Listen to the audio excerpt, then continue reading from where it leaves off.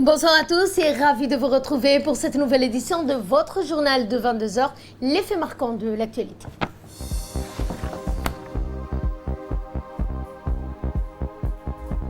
Alphabétisation des bénéficiaires du programme national de solidarité famille. Dans l'actualité internationale, Joe Biden dévoile son plan de relance de 1900 milliards de dollars à 5 jours de son investiture. C'est ce que nous verrons en fin de journal. Bonsoir à tous et nous entamons ce journal par ce communiqué dans lequel le ministère de l'Intérieur condamne avec force l'attaque criminelle perpétrée hier soir par un groupe d'individus armés contre la brigade de gendarmerie de la ville de Tadjoura et déplore le décès d'un agent de ce corps pris par le feu ouvert par les malfaiteurs. Nous informons la population que la sécurité des biens et des personnes a immédiatement été restaurée sur l'ensemble de la ville de Tadjoura et que les forces armées et de sécurité sont à l'heure actuelle à la poursuite des assaillants armés. Cet acte odieux et de violence contraire aux valeurs de paix caractérisant en permanence notre société constitue un malheureux précédent. Il est loin d'être, comme se sont immédiatement empressés de relayer les détracteurs habituels de Djibouti, une démonstration de force d'un prétendu mouvement politico-armé. Fin de communiqué. Dans le reste de l'actualité, une convention d'investissement paraphée hier par le ministère du Budget dont le ministre du Budget Abdelkarim Adencher et la ministre du Logement Amina Abdi, une convention d'investissement portant sur un projet de construction de 10 000 logements avec le PDG du groupe Palmeret Development, M. Hicham Badera Soni. Il s'agit d'un groupe marocain réputé dans l'immobilier social, le moyen standing et l'immobilier de luxe. Le financement est destiné à la construction de logements sociaux. Cette cérémonie de signature a vu la participation du secrétaire général de la présidence, Mohamed Abdullahi, l'investisseur, M. Liban Ismail Omar, et du chef de la cellule de la politique fiscale, M.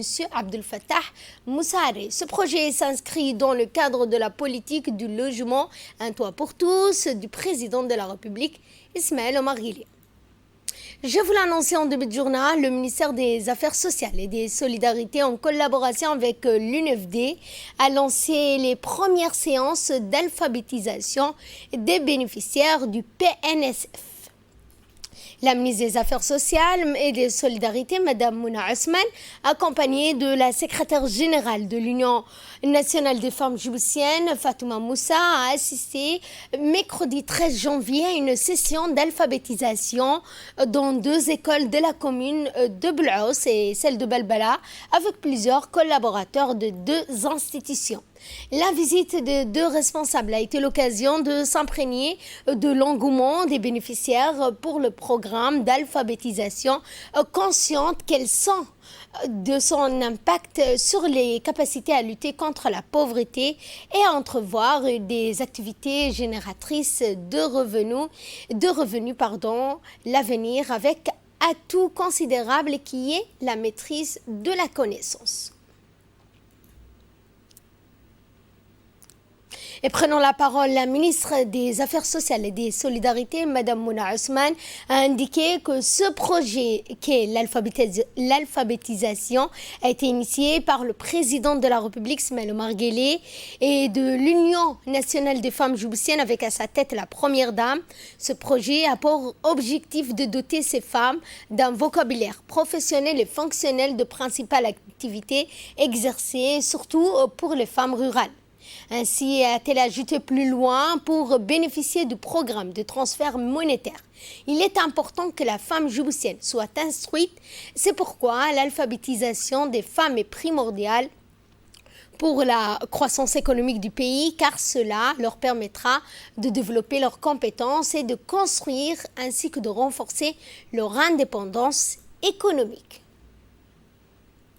Dans l'actualité également, le colonel Waïs Amar Boghoré, commandant des gardes-côtes, a accueilli mercredi dans l'enceinte de la direction générale des gardes-côtes l'ambassadeur du Japon accrédité à Djibouti, M. Atsuko Mio, pour une visite vaste dans toutes les installations de la garde-côte.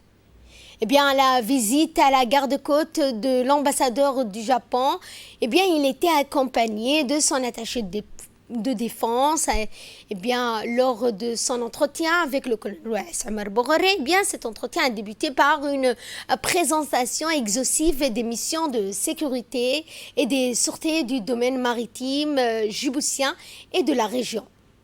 Des installations et des équipements de la garde-côte, une fois exposés, le colonel Waïs Omar Boghoré a convié l'ambassadeur du Japon à une sortie en mer afin de visiter les différentes zones de patrouille avec en prime de voir l'œuvre des équipes de patrouille permanentes de la garde-côte chargées d'assurer la sécurité et la sûreté des installations portières et des zones touristiques sur le littoral.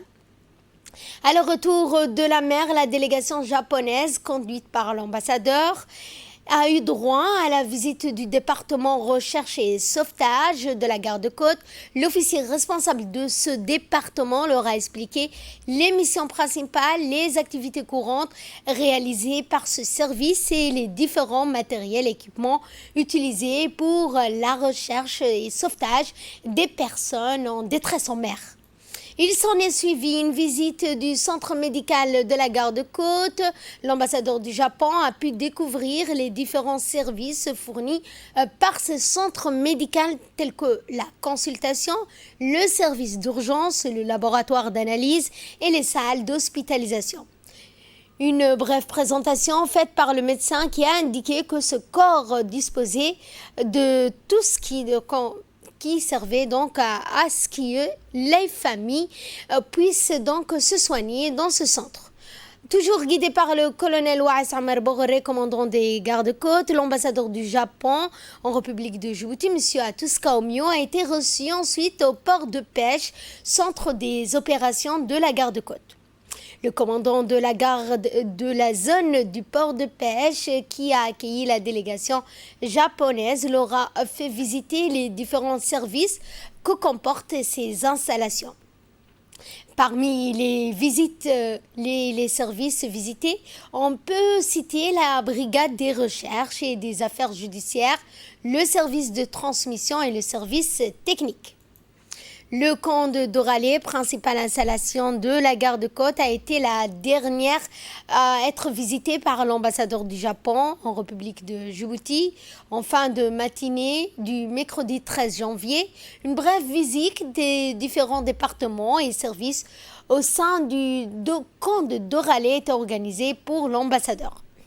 Ainsi, l'ambassadeur du Japon, M. Atuska Omio, a visité en dernier lieu le centre d'instruction de la garde-côte. La longue journée de la visite de l'ambassadeur du Japon s'est achevée par la traditionnelle photo de groupe.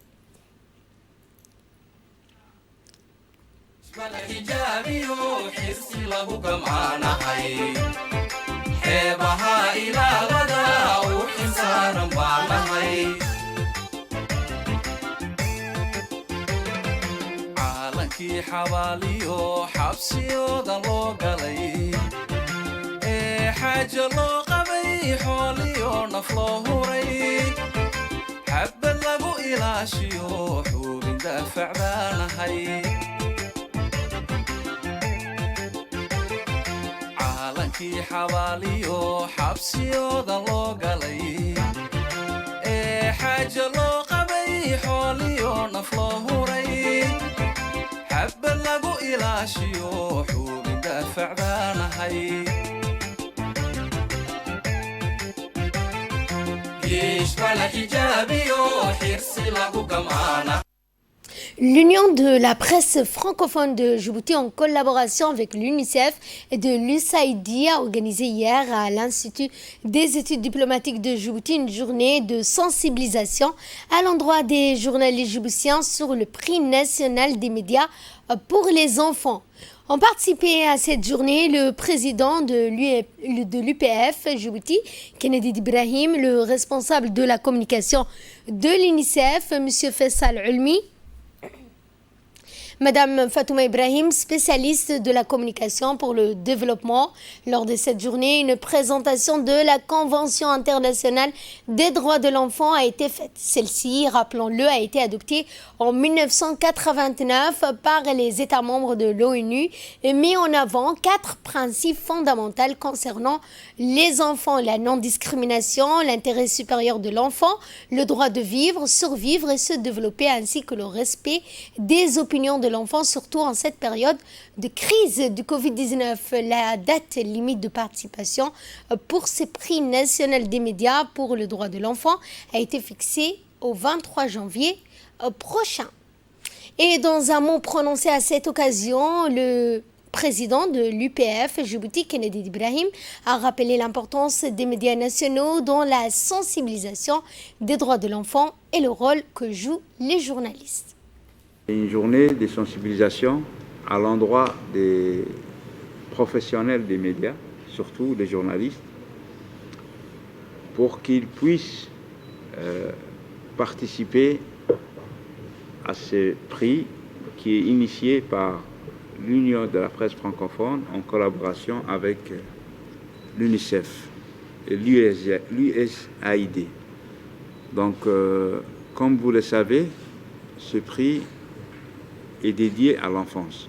Parmi les professionnels des médias, surtout les journalistes, on va essayer de promouvoir à notre niveau la promotion des droits des enfants à travers des reportages aussi bien dans la presse écrite que dans l'audiovisuel.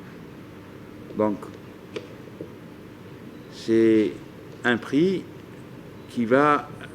on va essayer dans l'avenir de le pérenniser une fois lancé. Donc, je tiens à remercier l'UNICEF Djibouti et particulièrement mon ami Faisal Olmi et Fatouma Ibrahim qui ont vraiment été à l'origine du lancement de ce prix. Donc c'est une belle initiative et encore une fois c'est une marque de confiance à l'endroit de notre association. Le responsable de la communication de l'UNICEF, Faisal Olmi, a quant à lui expliqué aux participants le rôle joué par l'UNICEF Djibouti qui s'emploie avec ses partenaires à faire en sorte que chaque enfant et chaque adolescent puisse survivre, s'épanouir dans les meilleures conditions. Pour l'UNICEF, le rôle des médias en général et des journalistes est très important. Pour nous, par exemple, ici à Djibouti, nous travaillons avec différents partenaires institutionnels qui font beaucoup déjà pour promouvoir les droits de l'enfant, que ce soit la santé, que ce soit l'éducation, que ce soit la protection, que ce soit la protection sociale. Donc avec tous nos partenaires ministériels, on collabore, on apporte notre contribution aux efforts qui sont fournis par le gouvernement de Djibouti en faveur de tous les enfants vivant à Djibouti. Mais tout ça doit être aussi renforcé par le travail journalistique. Pourquoi cette activité? Pourquoi le prix national des médias? Parce que beaucoup de choses se font par les journalistes. De par mon travail, je suis régulièrement la presse djiboutienne, mais aussi la RTD. Et j'essaie de suivre, même si la langue... Je ne comprends pas tout, mais j'essaie de suivre au maximum. Mais il y a beaucoup de choses qui sont faites. Et de là, nous passons à ce qui domine l'actualité internationale. Joe Biden dévoile son plan de relance de 1900 milliards de dollars à 5 jours de son investiture. Objectif, venir en aide aux ménages et aux entreprises américaines mises à mal par la pandémie de Covid-19. Pour le moment, le vice-président républicain sortant Mike Pence semble avoir pris les rênes à Washington. On l'a vu aux côtés des troupes de la garde nationale qui quadrillent la capitale américaine depuis l'assaut du Capitole par les partisans de Donald Trump le 6 janvier dernier.